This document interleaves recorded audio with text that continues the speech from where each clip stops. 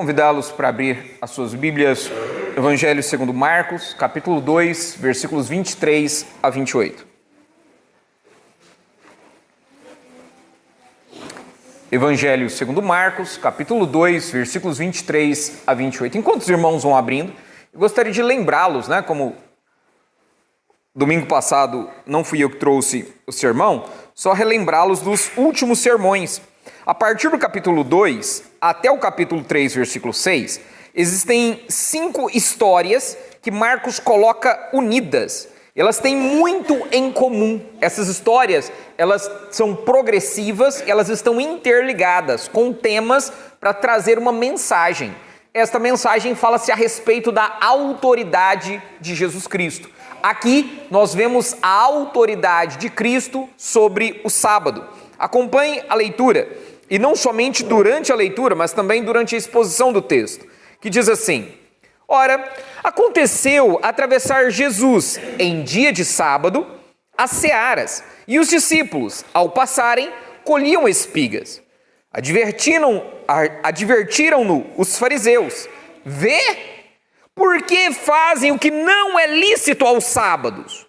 Mas ele lhes respondeu: Nunca lestes o que fez Davi, quando se viu em necessidade e teve fome, ele e os seus companheiros?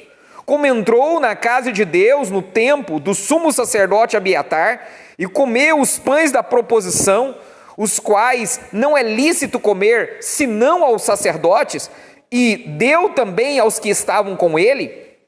E acrescentou: O sábado foi estabelecido por causa do homem, e não o homem por causa do sábado, de sorte que o Filho do Homem é Senhor também do sábado.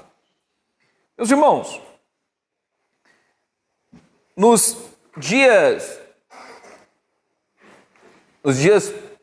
anteriores, quando estávamos falando sobre esta exposição, falamos de uma cidade de ferro. Eu criei uma história para acompanhar todos estes sermões, que Marcos coloca como temáticos.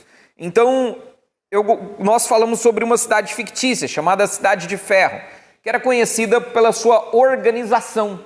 As regras eram engessadas, nada acontecia fora do protocolo.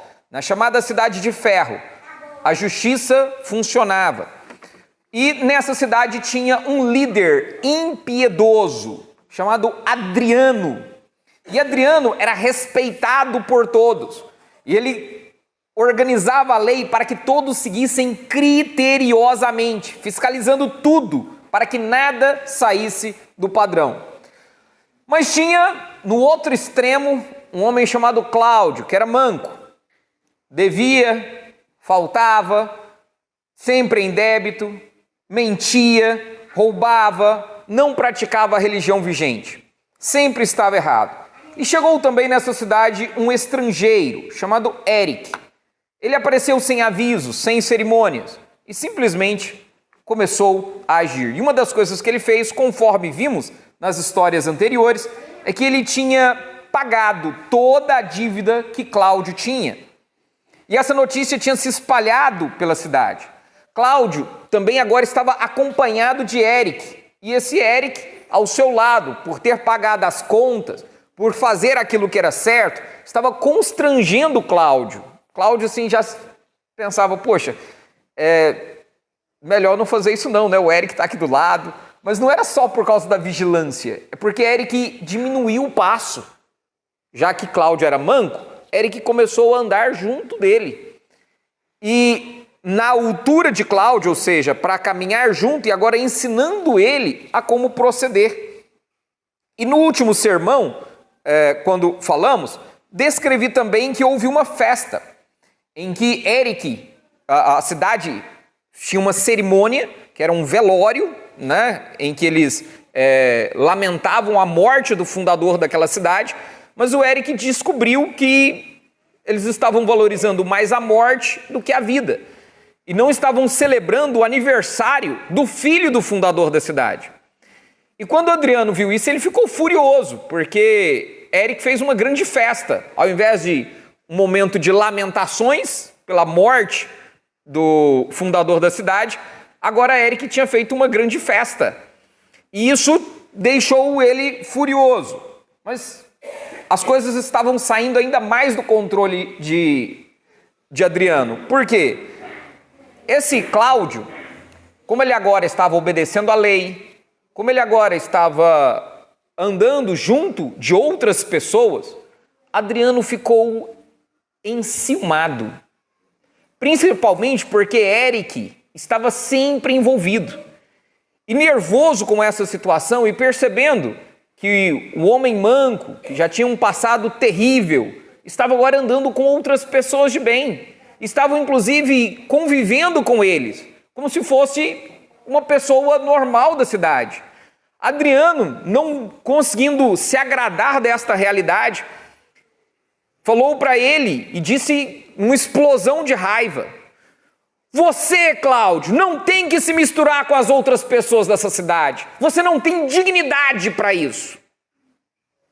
Quando ele explodiu, as pessoas perceberam que ele não tinha interesse de colocar as regras para ajudar a cidade.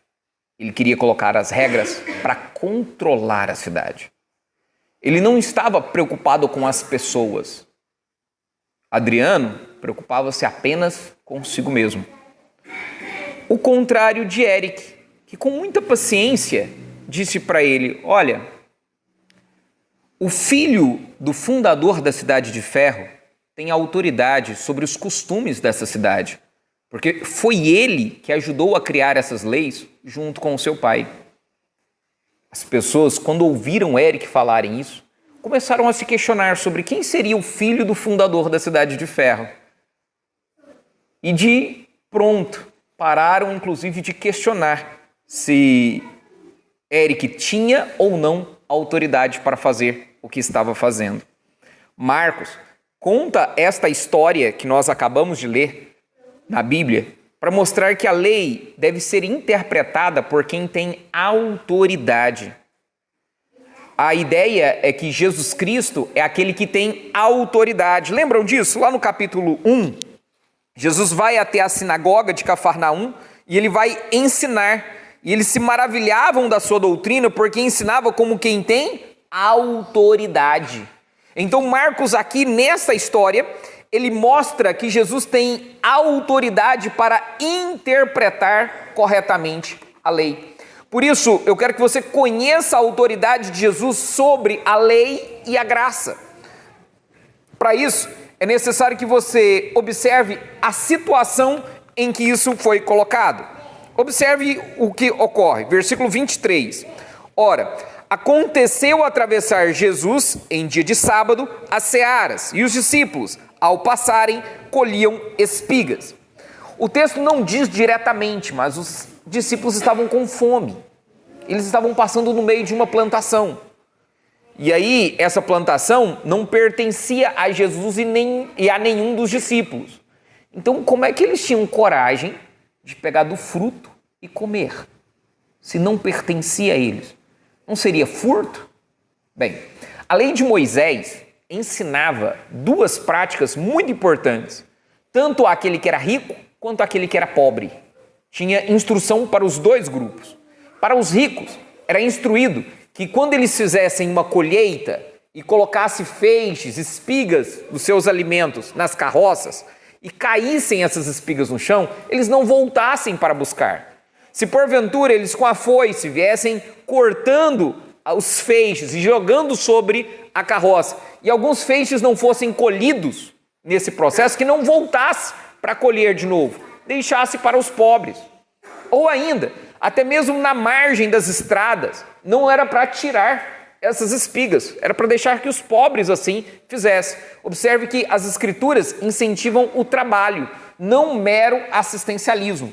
Ou seja, mesmo o pobre, este deveria trabalhar. Mas a instrução não era apenas para o rico, era também para o pobre. Como que o pobre poderia fazer se ele estivesse com fome? Ele poderia subir em uma árvore e pegar o fruto.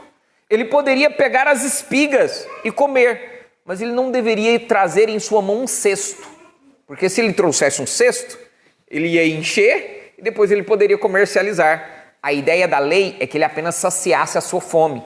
Se ele fosse colher essas espigas, não faria com foice, mas faria com as próprias mãos, novamente, apenas para saciar a sua fome. E não é esse o aspecto que os fariseus questionam, porque o que Jesus e os discípulos fazem é exatamente isso. Eles estão passando no meio de uma plantação, segundo o Evangelho de Lucas, eles arrancam ali com as mãos, começam a debulhar e comer, né? Então era algo normal, não havia crime aqui, não é pecado essa prática, ela era amparada pela lei de Moisés. Qual era a implicação que os fariseus fizeram? Era sobre o sábado. Observe que eles perguntam, vê, por que fazem o que não é lícito aos sábados? A pergunta dos fariseus, o questionamento é sobre a prática do sábado. Deixe-me esclarecer algo aqui para os irmãos. Havia muitas leis criadas para regulamentar o sábado.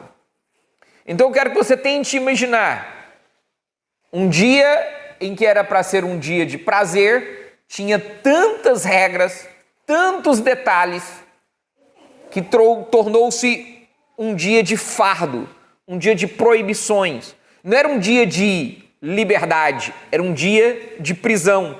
Eles tinham cerca de 40 regras. Entre essas regras, e algumas também informais, como costumes elaborados por eles não podiam nem cuspir na terra no dia de sábado. Porque se cuspisse na terra, faria a terra trabalhar para absorver a saliva. Então eles tinham que criar um monte de regras e mais regras para que o sábado pudesse ser observado com o máximo rigor possível, trazendo às pessoas muito mais um dia de escravidão e cansaço do que descanso, que era o objetivo daquele dia. Então, Jesus, quando ouve isso, ele vê que os fariseus não estão questionando, preocupados com os discípulos ou com a lei do Senhor. Eles estavam chamando a atenção, não é sobre a lei que Moisés escreveu, mas sobre os costumes que eles criaram. Então, de novo, presta atenção. Quando eles falam aqui no versículo 24, por que fazem o que não é lícito aos sábados? Os discípulos e Jesus não estavam desobedecendo a lei. Eles não estavam desobedecendo o guardar do sábado. Eles estavam desobedecendo os costumes, as leis criadas pelos próprios homens. Jesus estava mudando, aqueles costumes que os fariseus inventaram e não que a Bíblia tinha ordenado. Então, para explicar, Jesus vai esclarecer contando um exemplo sobre a história de Davi. E Jesus fala da época em que Abiatar ainda não era sumo sacerdote, mas observe que ele diz, nunca lestes, ou seja, os fariseus que são os doutores da lei, que conheciam a Bíblia, ele diz, nunca lestes o que fez Davi, como no tempo do sumo sacerdote Abiatar. Aqui ele ainda não era o sacerdote, mas como ele era mais conhecido, era algo comum, ele se tornaria o sumo sacerdote, e esse tipo de linguagem é normal, substituir um pelo outro. Aqui nós, como fizemos a leitura durante a liturgia, Davi fala com Aimeleque e não com Abiatar, mas é na época em que Abiatar estava subindo para a posição de sumo sacerdote. E como Davi estava fugindo de Saul, ele passa na cidade de Nob, e ali Jesus até esclarece aqui que ele entra na casa de Deus. Não havia templo ainda, era o tabernáculo. Lembram do tabernáculo? Aquela tenda, Nessa tenda havia uma mesa. Nessa mesa tinha 12 pães, os pães da presença, ou pães da proposição. E tinham 2 pilhas de 6 pães, e esses pães representavam o povo de Deus. Então eles eram colocados em cima da mesa e eram trocados todos os sábados. Então Davi chega ali, provavelmente no sábado, o contexto da história apresenta um sábado, então ele chega ali e pede por comida. E então o sacerdote Aimeleque fala assim, olha, esse pão não é comum, é o pão do sacerdote. E então Davi falou assim, mas dê esse pão, esses pães, porque estamos com fome, estamos famintos. E então Aimeleque pergunta para ele, vocês se purificaram? Né? Vocês estão puros para comer esses pães, que é só o sacerdote que tem que comer? Davi fala, sim, meus soldados, quando vamos para a guerra, a gente acaba se purificando, né? Fica distante das esposas. E aí ele dá esse alimento, que era somente para os sacerdotes. Mas observe isso aqui. Esses pães eram uma representação da comunhão do povo para com Deus. Somente os sacerdotes poderiam comer. Mas como Davi estava com fome, juntamente com os seus seguidores, Aimeleque percebeu a necessidade humana. Assim como Davi, Aimeleque valorizou mais a vida humana do que a cerimônia. Por isso, deu esses pães a Davi e aos seus seguidores. Meus irmãos, a ideia aqui é simples. A lei cerimonial tem que ser realizada por pessoas. Se as pessoas estão mortas, de que serve a lei cerimonial? Entende a ideia? Então, a lógica é, para que a lei cerimonial seja praticada, as pessoas precisam estar vivas. Então, Davi estava com fome, ele precisava comer, para que as leis pudessem ser cumpridas. Então você valoriza mais a vida do que o ritual. Nesse sentido, muda-se em caráter de excepcionalidade a cerimônia, por misericórdia, por valor à vida humana. Desse modo, os discípulos de Jesus poderiam colher e comer no sábado, sem serem considerados culpados. Porque o objetivo do sábado, do descanso, né, é que você reserve um dia para o Senhor. Mas você precisa estar vivo, você precisa estar bem. Então você precisa comer nesse dia.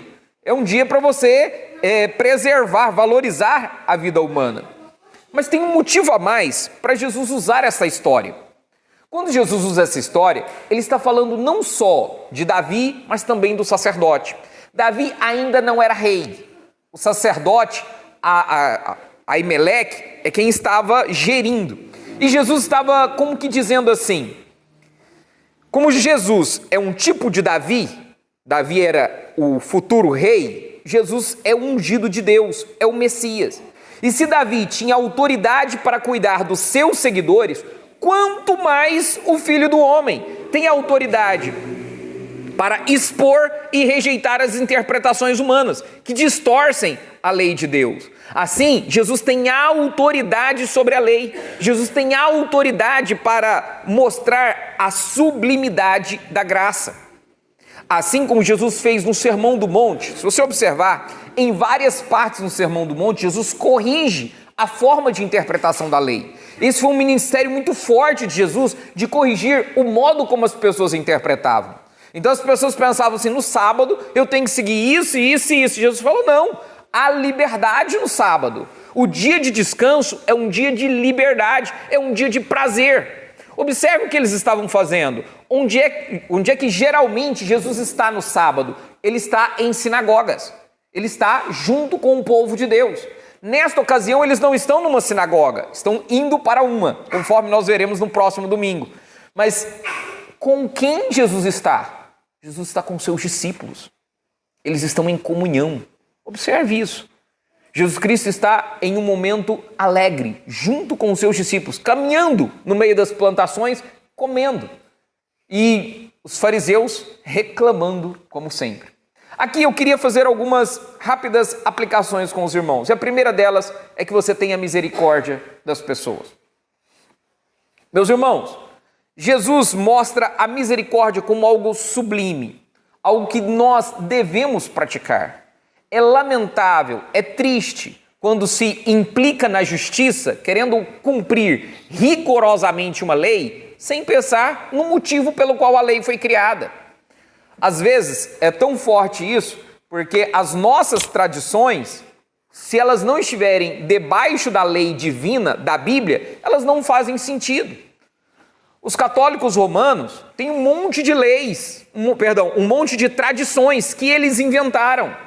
Essas tradições são certas? Ora, se elas estão de acordo com as escrituras sagradas, não é errado essas tradições. A igreja presbiteriana também tem muitas tradições. E se essas tradições estão debaixo da autoridade das Escrituras Sagradas, não tem problema serem praticados. O problema é se as tradições estão contrárias às Escrituras. A Igreja Católica Romana coloca as tradições em pé de igualdade com a Bíblia. E a Igreja Presbiteriana do Jardim P não deve, de modo algum, considerar qualquer costume como superior às Escrituras. Devemos valorizar a misericórdia, valorizar as pessoas acima dos costumes e tradições. De modo que você deve valorizar o relacionamento acima dos costumes. Eu não sei se você já percebeu isso, mas às vezes tem alguns costumes na igreja que foram criados há alguns anos atrás. E aí, quando esses costumes, essas regras foram criadas há tempos atrás, hoje elas já não têm mais significado algum. A realidade mudou-se completo. Não, mas nós precisamos cumprir, porque a gente sempre fez assim. Meus irmãos, se não está de acordo com a Bíblia, se a Bíblia não proíbe ou não exige, não há motivo para manter uma lei desse tipo. Nós podemos fazer alterações em prol das pessoas. De novo, a regra, Jesus Cristo, para esclarecer, ele vai para as Escrituras. Ele pergunta, não lestes? Vocês não estão vendo nas Escrituras? Ora, se a comer os pães, que era uma cerimônia regulada pelas Escrituras, Davi não pecou em comer, quanto mais os nossos costumes. Mas não somente isso, meus irmãos. É importante entender que depois de corrigir a interpretação da lei, Jesus revela o verdadeiro propósito do sábado e também a sua autoridade sobre o sábado. Observe o que Jesus diz. Eu acho interessante aqui, porque ele vai com muita paciência falar um pouco mais com aqueles homens. Jesus tinha paciência contra os seus acusadores. Ele não precisava dar explicações aos fariseus, mas para que os fariseus ficassem indesculpáveis, para valorizar o descanso, o dia do Senhor, para ensinar os discípulos que estavam ali perto, como também ensinar nós. Jesus dá mais argumentos sobre o que os seus discípulos estavam fazendo. Então Jesus explica que o sábado foi criado após a criação do homem. Que dia que o homem foi criado? Em qual dia da criação? O homem foi criado no 6º dia. Depois Deus cria o sábado. A ideia é que o sábado é um dia de descanso e prazer para o homem. Assim, o sábado não deve ser considerado como um fardo. O homem não foi criado para obedecer o sábado. O sábado foi criado para servir o homem. Olha a diferença. Nesse sentido, como é importante o povo de Deus olhar para o sábado cristão, como um dia de deleite, um dia de prazer, um dia de delícia, um dia de satisfação. É para isso que Deus criou este dia, para que nós possamos, como povo do Senhor, estarmos juntos.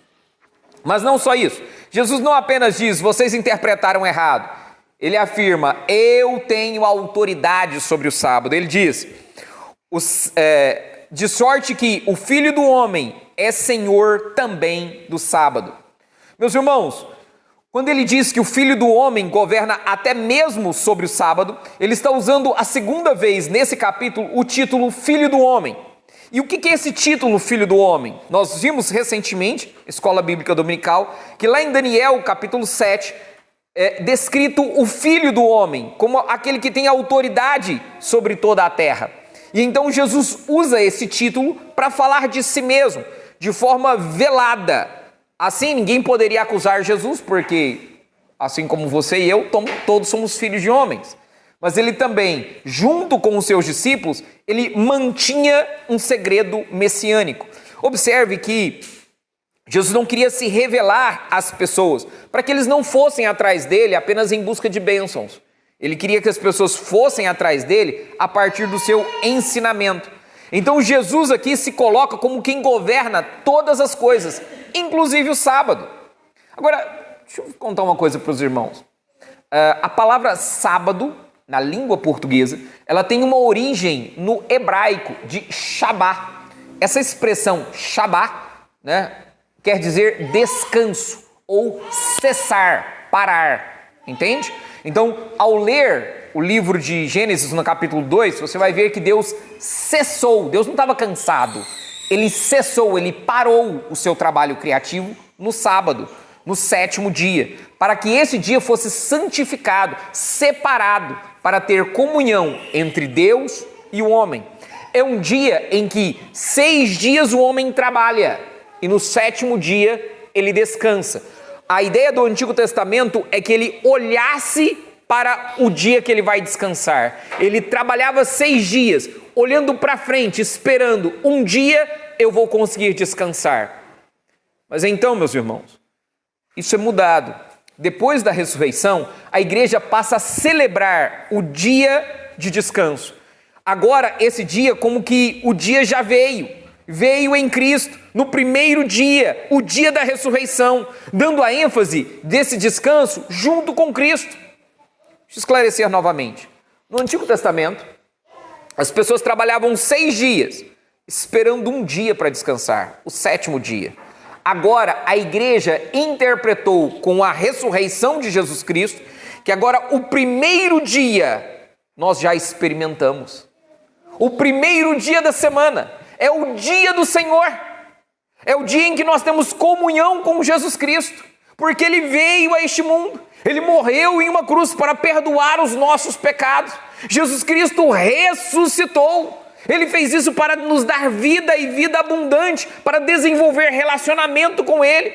Ele partiu a sua carne, partiu o seu corpo, para que nós pudéssemos ter acesso e comunhão com Deus. Então, o dia de domingo é o dia dos céus, é o dia em que nós temos comunhão com Deus, é o primeiro dia, é como que dizendo, nós cremos na ressurreição, nós celebramos o dia de domingo, celebramos o dia do Senhor, como um dia de bênçãos, como um dia maravilhoso, é um dia em que eu posso ir para a casa do Senhor com a certeza, a salvação veio, o descanso chegou.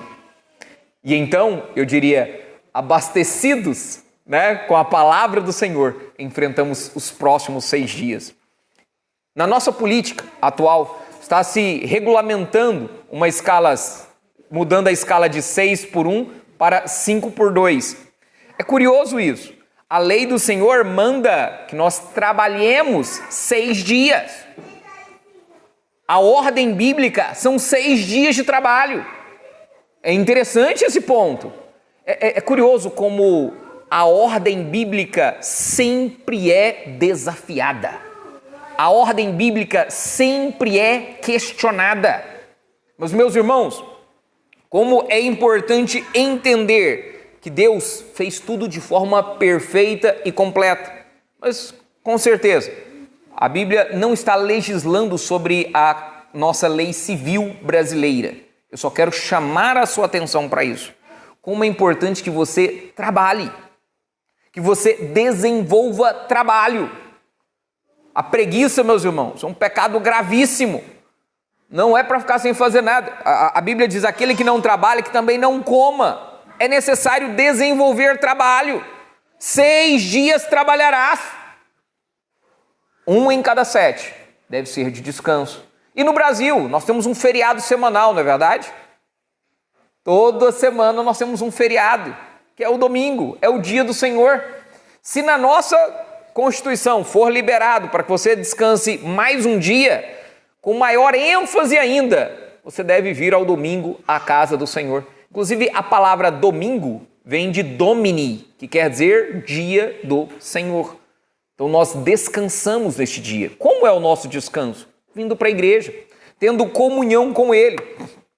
E eu pergunto isso, Jesus governa sobre o seu descanso? Jesus governa sobre o seu lazer? Às vezes nós temos essa impressão, muitas pessoas fazem isso. De segunda a sexta, eu tenho que agir as coisas da minha vida. No domingo eu tenho que agir as coisas de Deus.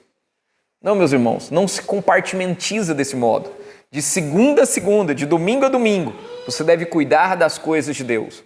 Deus deve controlar sobre todas as coisas, não só sobre o dia da igreja, mas todos os dias são separados para o nosso Deus. Nós separamos um dia para vir cultuá-lo, mas você deve cultuá-lo também naquilo que você faz, no seu trabalho diário. Por isso, a necessidade de trabalhar, de produzir alimento, de produzir subsistência, desenvolvimento. Somos representantes de Deus no trabalho. Observe que a Bíblia não dá margem para as pessoas ficarem acomodadas sem fazer nada. Até mesmo os pobres deveriam trabalhar. Era necessário que isso acontecesse. Mas eu queria perguntar sobre, e aí, como é que é o seu descanso? O seu lazer, ele é para Deus ou é somente para você? Eu pergunto ainda, você confia na providência de Deus? Meus irmãos, se tem um mandamento, e nós falaremos melhor ainda sobre ele no próximo domingo, mas se tem um mandamento que é um dos mais difíceis de serem obedecidos, é o quarto mandamento. Guardar o dia do Senhor. Ele é contracultural. Porque o que geralmente fazemos no dia do Senhor? Nada. Deixamos para fazer nada. Não, meus irmãos, não é isso não, é o contrário. No dia do Senhor, você trabalha para o Senhor. Eu vou citar um exemplo bem simples. Eu tinha um amigo que nos domingos, ele trabalhava de segunda a sábado como mototaxista, fazendo um monte de viagens, levando as pessoas. E no domingo, ele mantinha o colete de mototaxista, mas ele não cobrava pelas viagens. E ele aproveitava aquele dia, ele falava, olha, eu te levo, mas o que eu vou cobrar de você é você levar esse folheto. Ele fazia as viagens de graça para distribuir um folheto. Olha só. Ele se responsabilizava de buscar as pessoas que não moravam próximos da igreja para levar até a igreja. Ele está ali tentando fazer algo para o Senhor.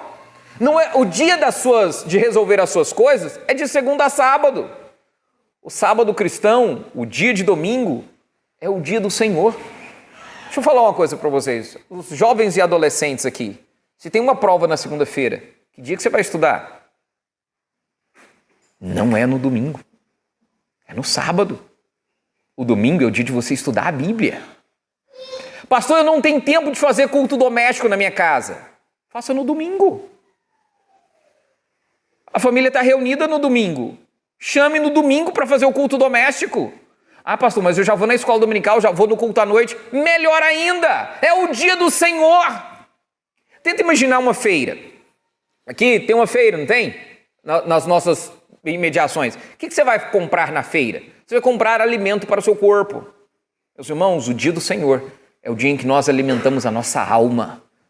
Deixa eu te dar uma sugestão. Escute músicas cristãs nesse dia. Eu sei que você gosta é o dia que você tira, alguns vão falar, o dia do lixo, né? O domingo acaba virando o dia do lixo.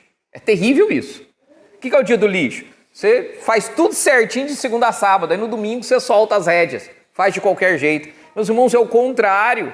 É o dia de celebrarmos junto com o Senhor. Então eu pergunto, o dia do Senhor é prazeroso para você? Ou ele é um fardo? Porque se ele é um fardo, as suas prioridades estão erradas. Você está buscando... Olha só, eu não estou aqui querendo criar regrinhas, estou te dando ideias, tá? Eu não quero ser um fariseu para falar, olha, no dia do Senhor é proibido fazer isso ou aquilo. Não quero agir como os fariseus. Eu quero te mostrar que se a sua prioridade não é descansar nesse dia junto com o Senhor, se o seu deleite não é na presença de Jesus, as suas prioridades estão erradas. De novo, é necessário que você tenha prazer no dia do Senhor. É o dia de ir à igreja. Meus irmãos, eu sei que para um pastor falar isso é fácil, porque é o meu dia em que eu trabalho, venho à igreja aos domingos. Mas é um dia que, para mim, é difícil estar em qualquer outra cidade e ainda assim não ir para a igreja no domingo. É o dia do Senhor. É o dia de estar na comunhão com Ele. E eu digo isso, você está em uma viagem, providencie, vá para a igreja no domingo. Sabe, às vezes a gente esquece da importância do dia do Senhor. O dia de celebrar, de comunhão. De novo, o domingo nos lembra que existe céu. De segunda a sábado você lembra que ainda não chegou lá. Mas o domingo é para te lembrar, estaremos sempre em comunhão com Deus. E por isso eu quero te dizer, é necessário aguardar o dia do Senhor. É necessário celebrarmos o domingo como está chegando o dia de descanso. Em Hebreus, no capítulo 4, nos é dito que estamos esperando o dia do Senhor, o descanso eterno que virá. E enquanto esse dia não chega, venhamos para a igreja, vamos cultuar ao Senhor, vamos celebrar este dia maravilhoso. Agora, próximo domingo, nós falaremos sobre outras atividades também no sábado cristão, né? Que é o nosso domingo. Mas por hoje, eu gostaria que você fizesse um compromisso, que você se organizasse para o domingo, você se planejasse para o domingo. Às vezes a gente não faz isso, a gente segue tão no automático que a gente não se programa para isso. No domingo, você sabe qual que é o texto que vai ser pregado no próximo domingo. Marcos capítulo 3, versículos de 1 a 6. É a próxima historinha. Venha para o culto com esse texto lido. Se prepare para vir. É uma coisa simples. Pegue o sermão que você escutou no domingo, anote para que você possa meditar nele durante a semana. Que você pegue o domingo para que ele controle toda a sua semana. Mais ainda, nesse dia, esteja em comunhão. Jesus estava em comunhão com os seus discípulos. Esteja em comunhão. Não é incomum, e eu acredito que essa prática é maravilhosa, da família se reunir no domingo. De segunda a sábado, às vezes não dá tempo, né? Os horários de um não combinam com o outro. No domingo, separe esse dia para a família estar reunida. E se a família de sangue está reunida, a família da fé, muito mais, precisa estar junto, em comunhão, aguardando a chegada do dia de Jesus Cristo, nosso Senhor. Porque Ele vem, meus irmãos. Aguardamos ansiosamente por esse dia.